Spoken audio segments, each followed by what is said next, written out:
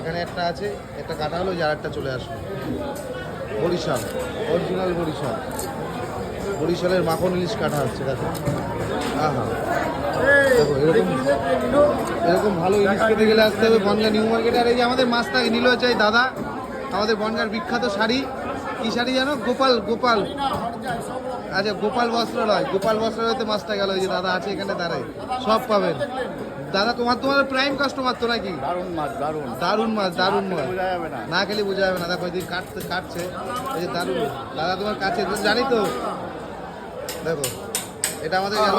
হ্যাঁ হ্যাঁ, এ কি ইলিশ, পুরো তাজা ইলিশ, বাংলাদেশের রূপালী ইলিশ, রূপালী ইলিশ মাছ। দেখো হ্যাঁ, সুন্দর করে পিস করে রাখা হচ্ছে এখানে।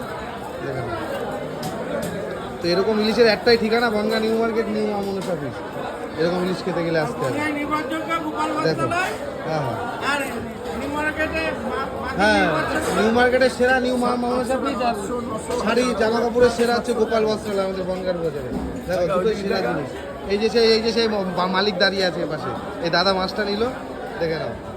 আর এই দাদাদের দোকান যারা যারা চেনে একটু সাথে একটু কমেন্ট করে জানাবে। সবাই চেনে, মলের উপরের জিনিস। দেখো এই যে সুন্দর করে ইলিশ মাছটা কাটা হয়ে গেল, যেটা কেটে দিল।